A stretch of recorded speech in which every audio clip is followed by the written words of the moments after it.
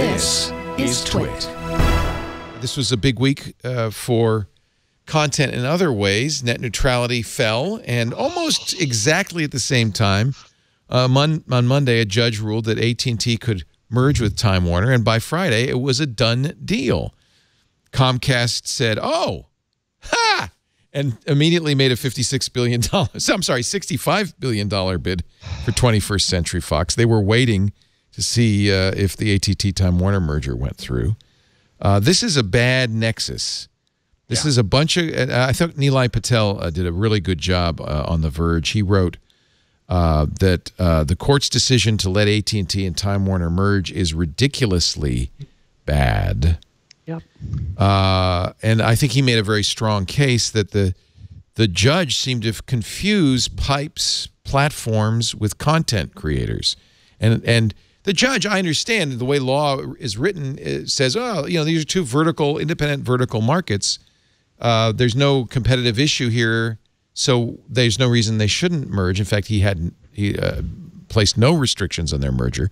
Richard Leon of the U.S. District Court for District of Columbia. I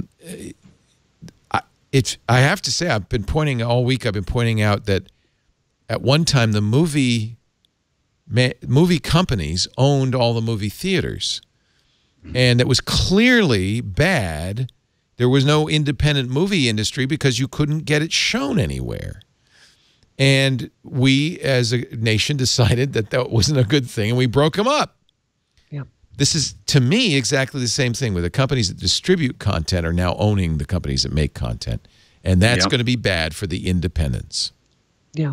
You know, I realize I don't want to comment on Al Franken leaving, the Senate. I think that's a whole thing. But if you read his book, Giant of the Senate, he really talked very eloquently about his fight to end these giant media mergers, about Comcast lying to the Senate in one hearing about some policies about offsetting their costs for lower income people and just completely making that up and not following through on it.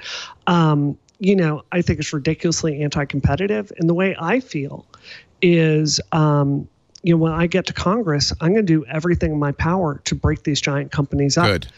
And, they just have too much power. If you look at the amount of money they're throwing into the system, it's bad.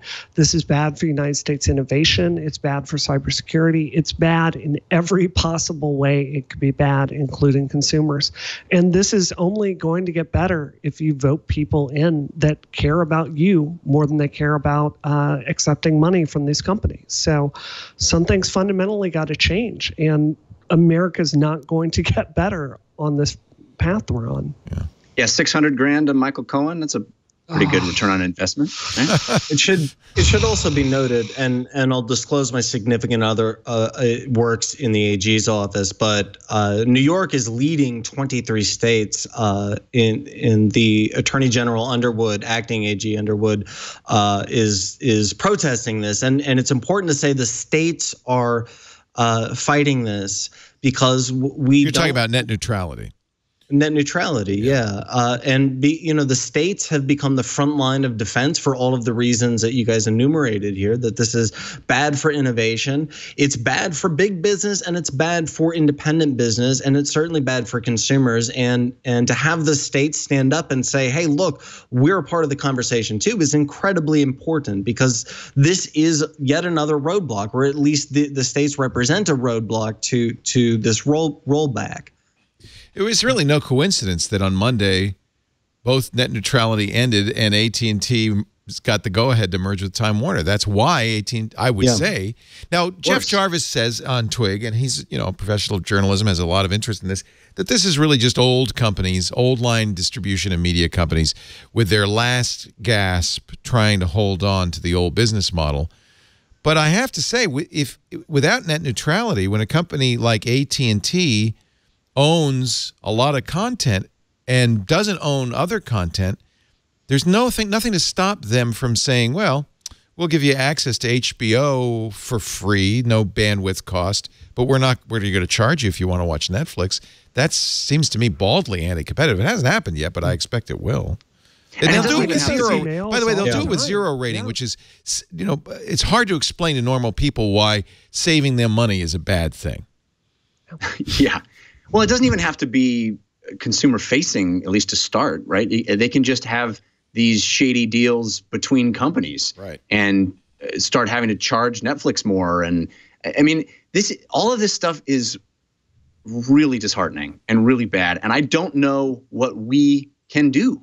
You know, I'm hopeful we see Washington State as being a state that seems to be fighting this. California, I understand, is going to. There's 23 states. Yeah. So I'm hopeful that within the borders of individual states, this stuff will take a hard line and we'll say, hey, we will still enforce net neutrality. But I can't imagine that's going to last. And if it's, I don't know, I feel like this is a very bleak moment for our digital future, to be honest. But I've said this on TWiT before, and I want to repeat this. You know, this is not as hopeless as people may believe that it is. In the House where I am running for Congress, 8 votes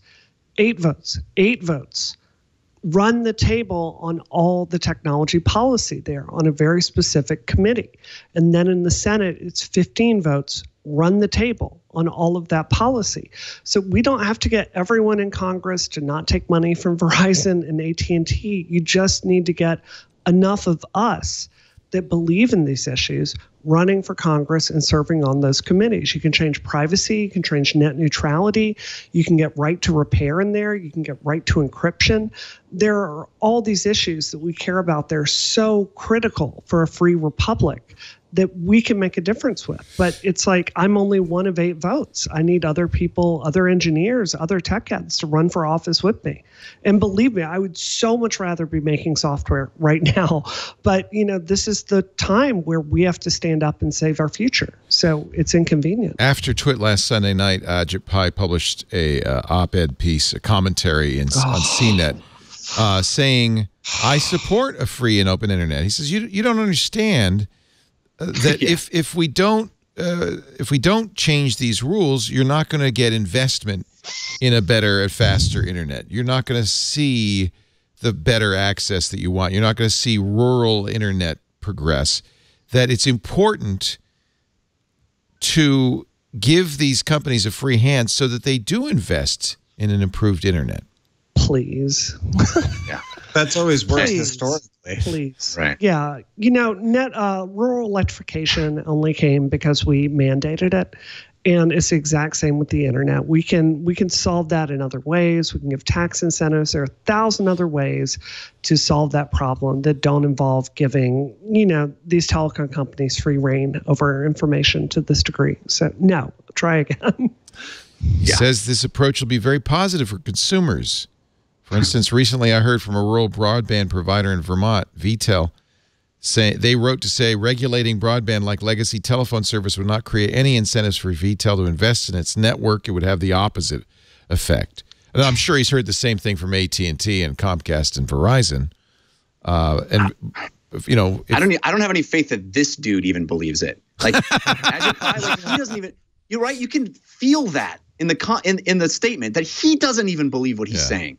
It's just this new I don't know. I don't want to get angry. There's but also a little bit of a lie that he's repeating that I keep hearing from people who are in favor of scrapping net neutrality, that at the dawn of the internet, Congress and Clinton agreed on a light touch framework. Under that approach, the internet was open and free. Network investment topped $1.5 trillion. Netflix, Facebook, Amazon, and Google went from small startups to global tech giants. I hear this again and again. No, we're just going back to the way it used to be, the unregulated light touch internet. Well, Sure. Okay, you can sigh, but you've got to tell me why that's not true. It's I mean, this is a very predictable argument, right? Like, they always push for lack of regulation. You know, look at Theranos rather. You know, that book Bad Blood, I've read that 4 times. Isn't that fascinating? Jaw-dropping. Yeah, it's hard to believe it happened. It's hard to believe. It's not hard to believe. Yes. We cover tech. Come on. I guess the only reason anything happened there is because we had basic regulations to protect people's health. And I think in that same way, you know, like this laissez-faire approach to absolutely everything in technology, it's just not always the answer. It's like saying that we didn't have speed limits when cars first came around. So why have speed limits? Right. There were no seat belts in a car when the Model T was first introduced. So I don't know why you're so upset that we took all the seat belts out of the car. It's a completely different universe now. It's insulting. Facebook can say that about Facebook can say that about the election interference, right? Like, oh, we didn't have this when it first started. And we have to look at systems as they are today. And we don't look at what's best for, AT&T and Verizon. They do business here in America. The question is this better for the American people? It's not. And, I think it's a Texas two-step.